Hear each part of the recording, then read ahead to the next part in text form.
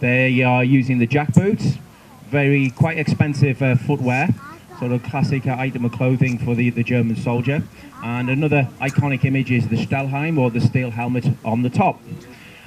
Other soldiers that were got in the middle there is a soldier experimented with camouflage, and that's a splinter pattern camouflage.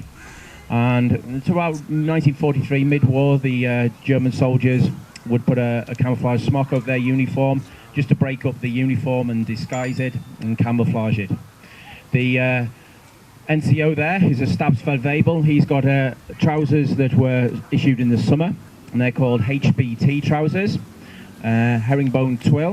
And this was like quite a tough denim material, denim fabric, and this proved very, very popular with the German soldiers as well. And it was the Großdeutschland's job to actually fight on the Eastern Front, and they spent the whole war based on the Eastern Front, and eventually they were obliterated near the Baltic, and only around about less than 1,000 managed to escape back to Germany on ferries. The rest were annihilated in the pocket by the Soviet soldiers. And the Großdeutschland regiment had the job of being an elite regiment, and to mark this out, Adolf Hitler gave them a cuff title, which they wear on the right sleeve. SS soldiers wear them on the left sleeve. The Großdeutschland wear them on the right sleeve, and this means Greater Germany, and it says Großdeutschland on it. And it's in a type of German writing called Sutherland script, which was quite popular in Germany in the 1940s. If you're a German speaker today, you wouldn't be able to read that. It's a type of writing that's actually gone totally out of fashion in Germany, and even a native German speaker would not be able to read that. And on their epaulets there, they have the interwoven GD, that stands for Großdeutschland. So these are elite troops, and they had the job of actually moving between the positions where the regular German infantry had been pushed back by the Soviet fighters, and they became called the Fire Brigade. And they would be armoured troops on transport. They would use half-tracks to whiz around the battlefield, plugging all the gaps where the Soviets had broken through. If you turn around, soldiers, please. On the back, see some of the kit they wear on the back. There's a bread bag, that's the cloth canvas bag. Soldiers had to live off the land, so they would, every time they came across food, they would put their food into the bread bag. The round tin is a gas mask holder. They would keep food in there as well, with it being airtight. On the side, they've got an entrenching tool and a bayonet. If you've got a bayonet, fit it to your rifle. And a water canteen as well. And everything's held together by these Y straps. When I was doing one talk as well, I said everything was held together by Y fronts. No, they're not. The Y straps. Turn back around, soldiers, please. And on the front there, we've got the ammo pouches. 10 rounds of ammo per ammunition pouch. 6 ammunition pouches, so I reckon that's 60 rounds of ammunition each soldier would carry. Now some of the soldiers there are fitting the bayonet. Now the bayonet would fit on the end of the K98 rifle, and that would provide quite a fearsome sight for close combat with the Soviet soldiers.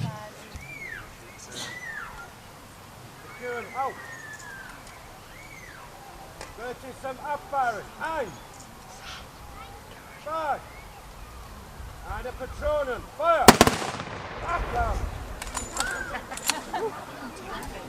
Zum Abfahren, eine Patronen, Feuer! Achtung! Zum Abfahren, Feuer, frei!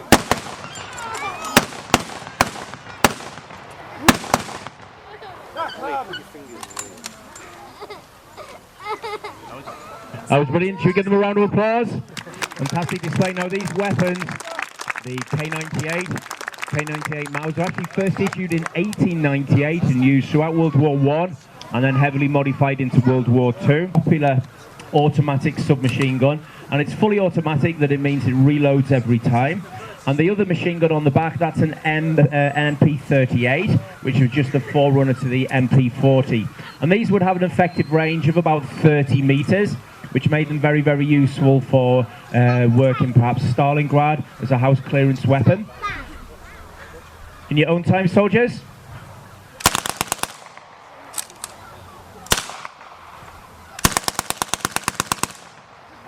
That's brilliant. Give them a round of applause to the MP40s. This pistol looks like a Walther P38, and this is the preferred pistol of the German soldier. Certainly the officers like these, much better than Ruger, which was first issued in 1908. This was superseded. Walther won the contract for the new pistol for the German army, and it was issued en masse in 1938. 9mm caliber, and it's semi-automatic, which means it reloads every time. And a very, very reliable pistol indeed, and this would work in the Soviet Union with all the dust and down to freezing temperatures as well. And a very, very popular pistol with the German soldiers it was. In your own time, soldier.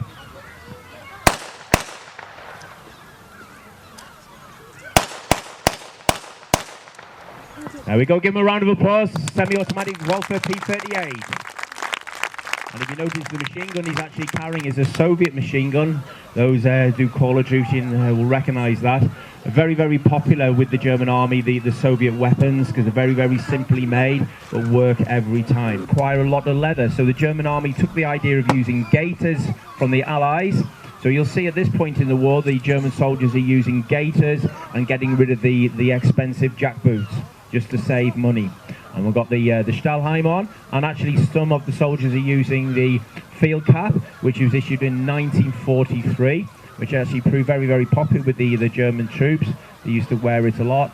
Very, very comfortable to wear and kept the sun out of your eyes, and it was, I'd say, very comfortable and very, very popular. Now the weapons that we've got here, in the middle, does anyone know what that big tubey thing is? Did you say Panzer Shrek? All right, I thought it was no, okay. There's a Panzer Shrek. Now, a Panzer Shrek is a German bazooka. Now, the Germans captured an American bazooka in 1941 in Tunisia, and they took it away back to Germany to try and check it out and find out what it was, and they came up with their answer to a bazooka, and they called it a Panzer Shrek, or a tank terror Panzer Shrek. Now, this is loaded from the back. Okay, I'm going to show how that would be loaded. Okay, so the soldier there would put a shell. Can you show the shell to the audience? Now that shell there is what's called a hollow charge. It has a small explosive charge at the front, which you'll put the initial hole in the side of the tank. And following behind that hole in the tank would be the main charge. And the main charge would follow through into the inside of the tank and explode and shower everyone with red hot bits of metal inside, and the percussion blast would actually render you unconscious as well. Now this would cut through any Allied armour of the time, and it had a range, maximum range about 300 metres, and it was a very, very popular weapon. You could just pop up and fire that. The first Panzer Shreks actually had no shield on the front, and the soldier that was firing it was given a little suit to wear, but it didn't prove too good, because a lot of the time they were turned into like a bit of toast. Thank you very, very much. Now, what else have we got here there? That's another K98, and the K98 proved an excellent sniper weapon too. It's a very robust rifle, so this one was turned into a sniper. Now, sniper is very, very important in Stalingrad, we've all heard that, and in the Bocage countryside of France. So snipers will be used on both sides. And this soldier here, he's got his MP38. Now, hand grenades as well. He's got a stick bomb there. Can we show you? Can we have a look at your stick bomb? We always like to see a German stick bomb. Now that there was, that actually used to work by percussion. The explosion, there was no shrapnel attached to that. Allied hand grenades had shrapnel around them, which used to explode and bits of metal flying around. The German hand grenades worked on percussion, which was just the blast wave used to render you unconscious. There was no shrapnel involved, but there are collars you can put over those as well. Very, very effective with the stick bombs. You can get a good purchase on them and throw them quite a long way. And to actually operate a stick bomb, you unscrew the bottom, and there's a little cord that you pull and then throw it. Okay, soldiers, right, thank you very, very much. Should you give them a round of applause? That's the first company, Gross Deutschland. We'll have a look at the first weapon is a mortar, and this is classed as a heavy mortar, and it has a caliber of 81mm, and that will fire a mortar shell to about 2 kilometers. So they've been practicing all morning, and they're going to try and fire those mortar shells into that area over there. Has anyone got a house that way, about 2 kilometers away? Hey. Well, we'll see how they get on. They've been pretty good this morning, but who knows? And then the other weapon they're going to fire is what's called a pack, which is a German artillery piece. They get flak guns and pack guns. Flaks are for anti-aircraft, and this pack here would be used to take out any armour or actually with a high explosive shell take out infantry as well. So the first thing we're going to look at is this mortar. Now, these will fire mortar shells right into the air, and if you've got good eyesight against these clouds, you can actually see the shells in the air before they land in the designated area, not on someone's house. Notice I said designated area over there. So the shells are going to fly up there, and a good mortar team will get 3 in the air before the first one hits the ground. Now they're going to fire smoke, and they're going to fire little explosive rounds. Not big explosive rounds, because it would take out that whole area there. These are like little marker rounds. So, in your own time, team. Okay, up it goes. Anyone see it? And that's just a little sort of smoke shell landing there. And the next one, now they aim it by actually moving the controls on it. Very rudimentary controls. Just the maximum angle, of course, would be 45 degrees. And he's using his binoculars to actually make sure it's aimed properly. Up it goes. And that's a little marker shell, just to get the range properly. Doing quite well so far, aren't they? 2 out of 2. Up it goes. Oh, 3 out of 3. Oh, there's one over there. Get out of it. He's found one of the shells up there. And Mike hasn't gone off. All right. Now then. Now the next thing we're going to fire is this pack. Now this would have a range of about well over 1,000 meters, nearly up to 1 kilometer, and this would fire a shell and armor piercing shell through any enemy armor. And this was issued in 1938, and it's called a Pack 38. But as the war went on, these became pretty obsolete because they didn't have the penetrating power that was needed to take out the new tanks that were being developed. So we'll see this fire in your own time, team.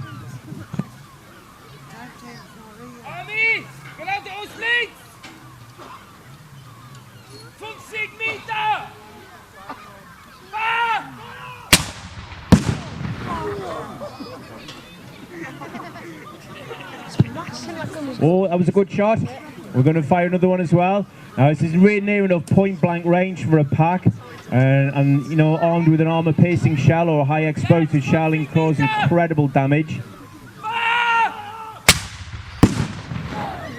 There we go, 2 shells. Let's give them a round of applause as well. It's the Pack 38.